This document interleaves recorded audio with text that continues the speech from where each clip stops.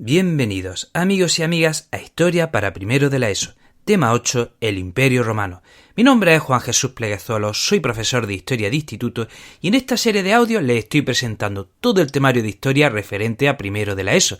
Antes de dejarles con el tema de hoy, quiero recordarles que este audio ya se ha publicado en el podcast Historia con el Móvil. Por lo que si al terminar te has quedado con ganas de más, te recomiendo que te pases por ese otro podcast donde tratamos otros muchísimos episodios de la historia. Sin más dilación, les dejo con el programa y espero que lo disfruten. Bueno, vamos a hablar del Imperio Romano, un tema muy importante. El Imperio Romano, junto con Grecia, configuran lo que llamamos la cultura clásica y es el germen de lo que hoy es la civilización occidental. El Imperio Romano tiene su origen en la ciudad de Roma, y Roma era una pequeña aldea, y de pequeña aldea pasa a ser un imperio que une todo el Mediterráneo y que abarcó desde la isla británica hasta Egipto, todo el norte de África, hasta el río Rin. O sea, fue un imperio inmenso y que duró varios siglos. Roma está en la península itálica y la península itálica es un terreno muy montañoso. Por eso había determinados puntos estratégicos a lo largo de la península que eran muy importantes para el comercio. Y uno de ellos era Roma, esta pequeña aldea que estaba a la orilla del río Tíber y que en principio era una zona muy pantanosa. Esta pequeña aldea tenía al norte un pueblo, que eran los etruscos, y tenía otro pueblo al sur de la península, que eran los griegos. Por eso, Roma, desde sus inicios, estuvo en contacto con la cultura helénica. Su origen, el origen mítico, habla de Roma, de la fundación de Roma en el año 753 a.C. por Rómulo, aunque sabemos que había poblamientos de antes. Roma está fundada en 7 colinas y la más antigua es el Monte Palatino. Entonces, en esta primera etapa de Roma hablamos de una etapa de esta etapa como una monarquía. Y aquí tenemos reyes que son semilegendarios. No sabemos muy bien si existieron de verdad, porque aquí se confunde el mito con la historia. Los primeros reyes de Roma, el primero es Rómulo, que gobierna del 753 al 715, y luego tenemos otro rey que es Numo Pompilio, Tulio Hostilio y Anco Marcio. ¿Qué sucede? Que después de Anco Marcio llegan los etruscos, toman Roma y entonces establecen a sus propios reyes. Y tenemos a 3 reyes etruscos: Tarquino Prisco, Servio Tulio y Tarquino el Soberbio. Este es el último rey de Roma. Tarquino el Soberbio en el 509 es destronado por un señor que se llama Bruto. Entonces, la primera época de Roma decimos que es la monarquía. Y la siguiente época decimos que es la república. Después de la caída de la monarquía se establece un régimen republicano. En este régimen republicano había 3 instituciones que eran las que gobernaban la ciudad. Unas son las asambleas populares, que había muchos tipos de asambleas. Estaban las asambleas centuriadas, curiadas, plebeyas, de manera que los ciudadanos, según perteneciesen a un grupo social u otro, se reunían en una asamblea u otra. Tenemos entonces los magistrados. ¿Quiénes eran los magistrados? Los magistrados eran como el gobierno. Teníamos un magistrado que era el pretor, que se encargaba de la justicia. Otro magistrado que era el edil, que se encargaba, digamos, de lo que por entonces podía ser la policía. Tenemos otro magistrado que era el cuestor, que se encargaba de las finanzas. Tenemos otro que es excepcional, que es el dictador, que era solo para situaciones de emergencia. Tenemos el tribuno de la plebe, que defendía, pues, a los plebeyos. Y el más importante de los magistrados eran el cónsul, que tenía el poder militar y que se solían nombrar a 2 cónsules. Entonces, hemos hablado de la asamblea, de las asambleas populares, hemos hablado de los magistrados y ahora tenemos que hablar del Senado.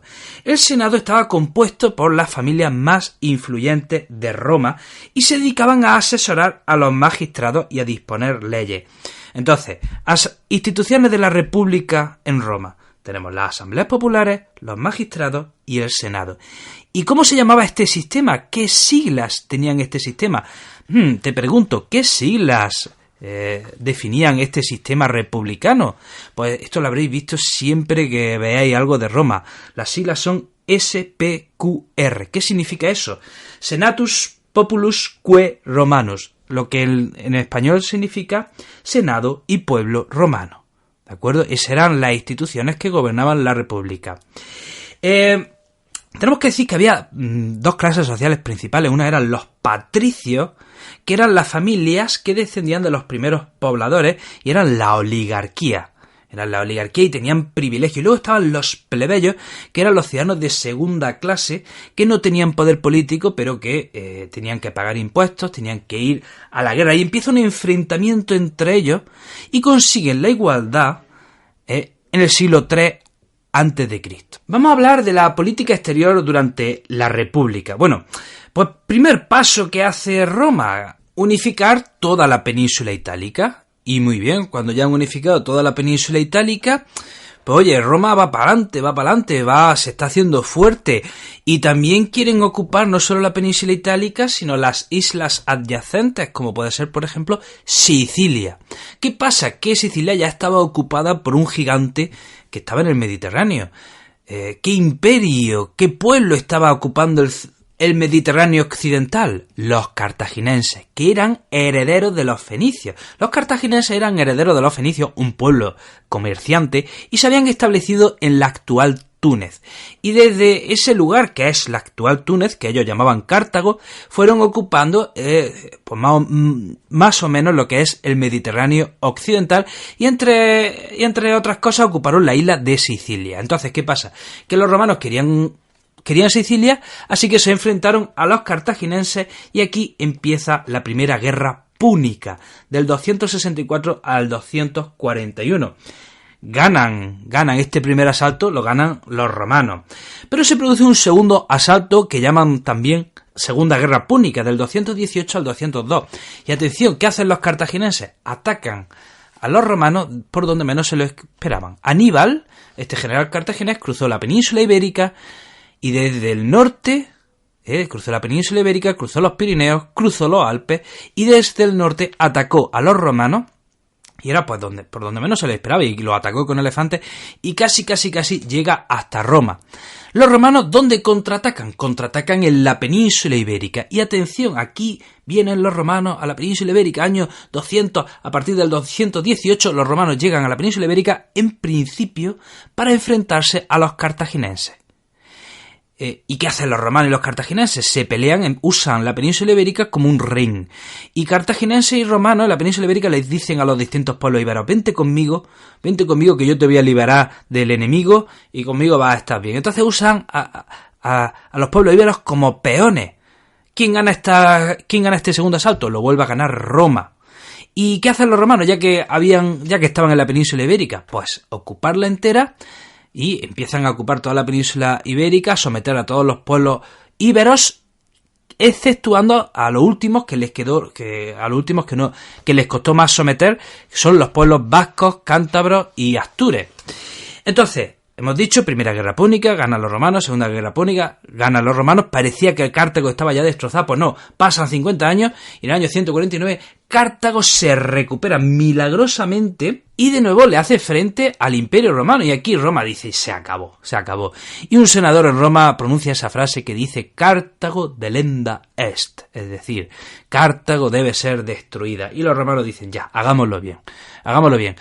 No solo vencieron a los cartagineses, sino que fueron a la ciudad de Cartago, la incendiaron durante varias semanas, la pisotearon, la machacaron, y cuando ya no quedaba nada, echaron sal sobre la ciudad para que nunca más esa ciudad se recuperase. Bueno, ya es que no había ni ciudad. Esto pasa en el Mediterráneo occidental. ¿Y en el Mediterráneo oriental? Bueno, pues en el Mediterráneo oriental se están librando las guerras macedónicas, que terminarían con esos estados herederos del Imperio alejandrino, y bueno, y esas guerras macedónicas terminan definitivamente con la batalla de Pydna en el año 668 a.C., que de nuevo ganan los romanos, y ya se les queda todo el Mediterráneo oriental abierto a la ocupación. De manera que en el siglo II a.C., pues mira, Roma ya había ocupado todo el Mediterráneo, excepto, atención, el Egipto, que lo será en tiempos de Cleopatra, de la que ahora hablaremos.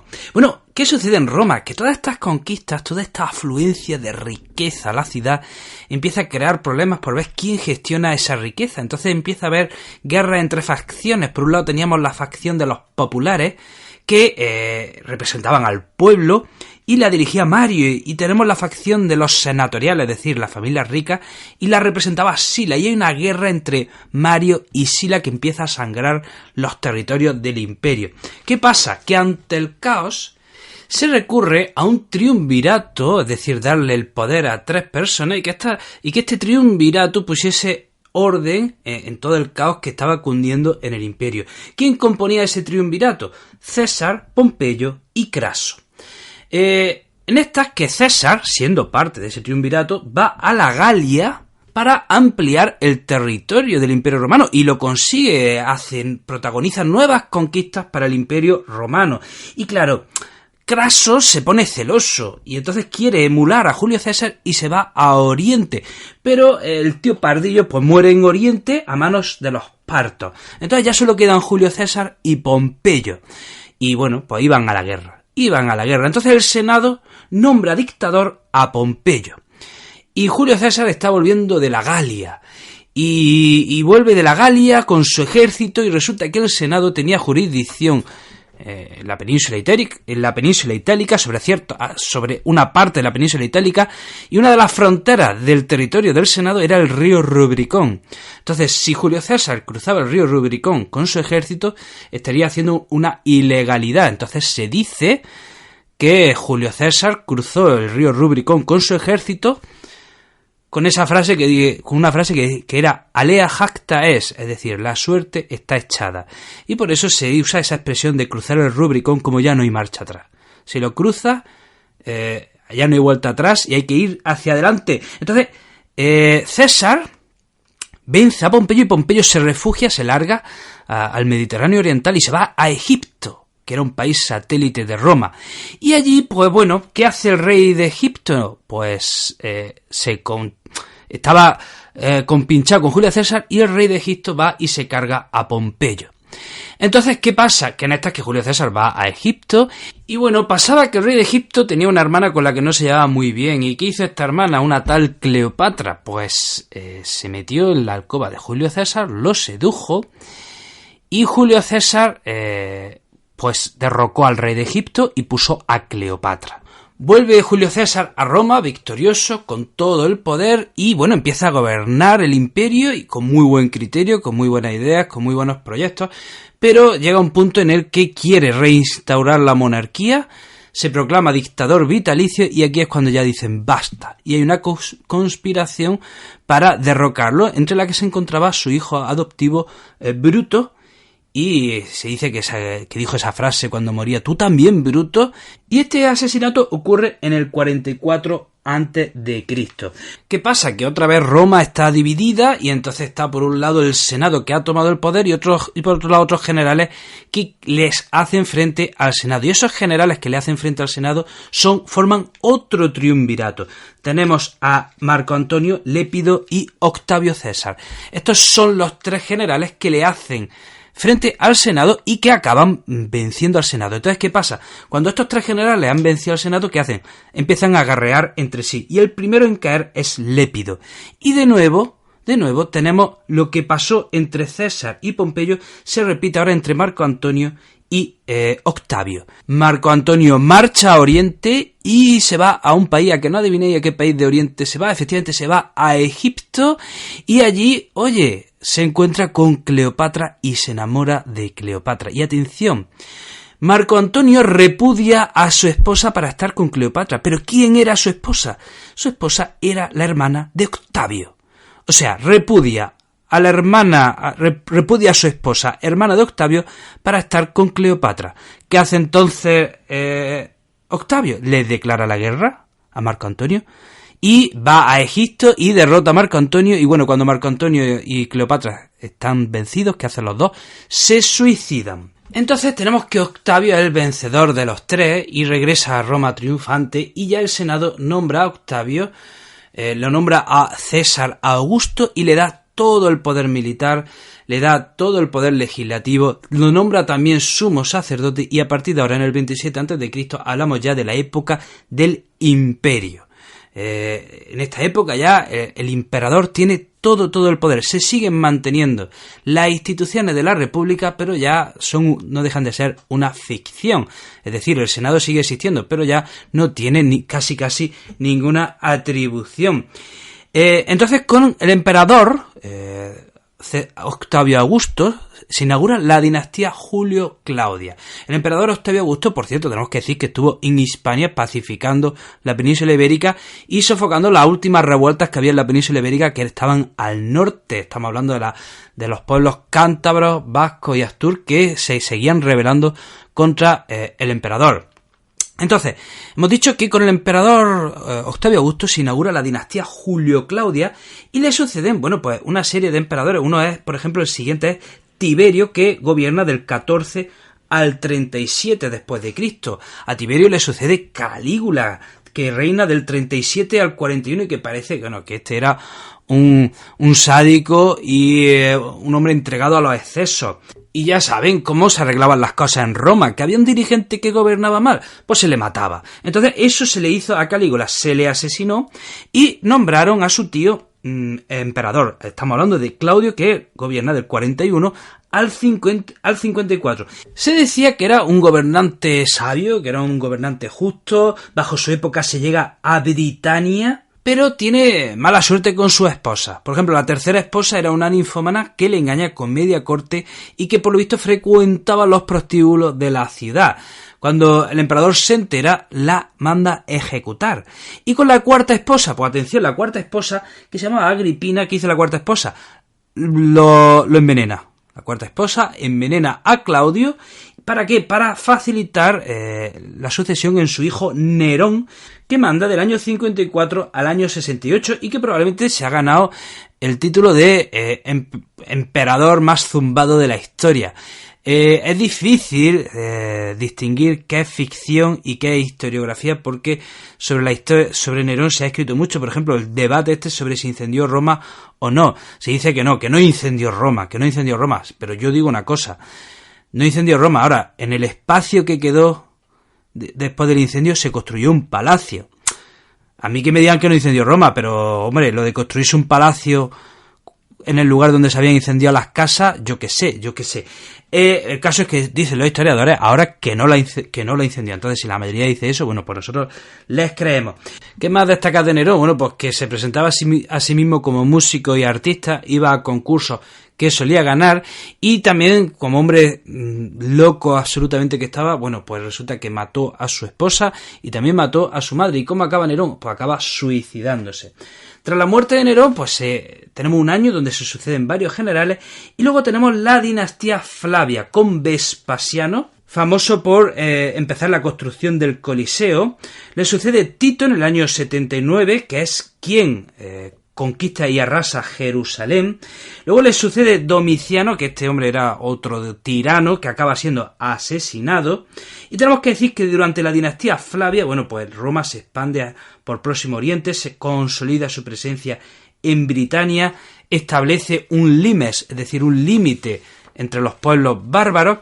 Y con el asesinato de Domiciano llegamos a la dinastía Antonina. Tenemos el primer emperador en Nerva del 96 al 98, y atención, en el año 98 llega Trajano, un español. Este hombre nació en Itálica y se dice que probablemente este sea el mejor gobernante del Imperio Romano. Él fue quien después de mucho tiempo retoma las conquistas y vuelve a expandir el imperio. Le sucede un familiar suyo, que es Adriano, también nacido en la península ibérica. Ojo, profundamente enamorado de Antino, que se ahogó en un lago, su amante, y lo quiso tanto, y quedó tan tocado después de que su amante se ahogase en un lago, que construyó esculturas de su querido Antino y las difundió por todo el imperio. Qué historia, qué historia de amor. Luego tenemos a Antonio Pío, luego tenemos a Marco Aurelio, y el final de la dinastía Antonina es un tal Cómodo, otro famoso que también estaba un poco tocado de la cabeza, que celebraba combate de gladiadores en el que él mismo participaba. Este se ha hecho famoso porque aparece en la película de Gladiator. Entonces, a la muerte de Cómodo, en el año 192, que por cierto también es asesinado, como no, empieza un interregno donde se suceden varios emperadores. Entonces tenemos a Septimio Severo, tenemos a Caracalla, en el año 211 llega a Caracalla, y este es famoso porque da la ciudadanía romana a todo el imperio. Luego tenemos a Heliogábalo, tenemos también a Alejandro Severo. La cosa se está poniendo ya bastante fea, se está poniendo bastante mal, el imperio empieza a venirse un poco abajo, el lujo ha trastocado a los dirigentes, empieza a haber corrupción, los pueblos bárbaros empiezan a hostigar por el norte, y del año 235 al 289 empieza un periodo que se le llama la anarquía. Empieza un periodo de anarquía militar donde se suceden, 39 emperadores en 50 años. 39 emperadores, por supuesto. ¿Cómo llegaba uno al poder? Pues matando al antecesor. Llegamos al año 284 y un emperador llamado Diocleciano se le ocurre acabar con esta anarquía de la siguiente manera. Dividamos el imperio. Este imperio es muy grande. Pues vamos a dividirlo en Oriente y en Occidente. Y a su vez, Oriente tendrá 2 dirigentes y Occidente tendrá otros 2 dirigentes. Por eso se le llama el gobierno de la tetrarquía. Entonces, en el imperio occidental habría un Augusto y un César, y en el imperio oriental habría otro Augusto y otro César. Y resultó que uno de esos Augustos era un tal Constantino. ¿Qué hizo este Constantino? Pues le hizo la guerra a los otros 3 dirigentes porque quería todo el poder. Les vence y decide trasladar la capital de Roma al otro extremo del imperio. Así que lo que hace es fundar una ciudad donde termina Europa y empieza Asia, que es Constantinopla. Ahí anteriormente había un enclave griego llamado Bizancio, pero él funda la ciudad desde cero y le llama Constantinopla. Famoso también es Constantino por el Edicto de Milán del año 313, en el que proclama la tolerancia religiosa, es decir, legaliza el cristianismo. Pasa el tiempo y de nuevo, el imperio otra vez se vuelve a dividir. Llega un emperador llamado Teodosio que divide el imperio de nuevo en Oriente y Occidente. Oriente será para su hijo Arcadio y Occidente para su hijo Honorio. Y Teodosio también es famoso por el Edicto de Tesalónica, en el que proclama que el cristianismo es la religión oficial del imperio. Teodosio gobierna entre el 379 y el 394. Y bueno, llegamos ya al siglo V y la división entre los 2 imperios se ha consolidado. Ahora ya hablamos de 2 imperios distintos, estamos hablando ya del Imperio Romano de Oriente y el Imperio Romano de Occidente. Y a lo largo del siglo V, esos pueblos bárbaros que en el siglo anterior ya estaban atacando, vienen ahora con más fuerza que nunca, de manera que el Imperio Occidental se acaba convirtiendo en un coladero de pueblos bárbaros. Vienen todos, o sea, es que no faltaba ninguno, los suevos, los vándalos, los alanos, los ostrogodos, los lombardos, bueno, ahí estaban todos los pueblos bárbaros rapiñeando el Imperio Occidental, hasta que ya finalmente el bárbaro ostrogodo Odoacro depone al último emperador de Roma, que es Rómulo Augustulo. ¿Y qué hace con las insignias imperiales? Se las manda al emperador de Oriente. Y en el año 476 decimos que es el final del Imperio Romano de Occidente. Ojo, que en Oriente, el Imperio Romano de Oriente pervive otros 1000 años, nada menos. Bueno, y hasta aquí el programa de hoy. Espero que te haya resultado interesante. Te recuerdo que tengo otro montón de proyectos relacionados con la educación. Si quieres estar al tanto de todo ello, puedes seguirme en mis redes sociales, ya sea en Instagram, Facebook, Twitter, lo tengo todo. Te dejo los enlaces en las notas del programa. Un abrazo enorme, te deseo lo mejor y te espero en el próximo programa.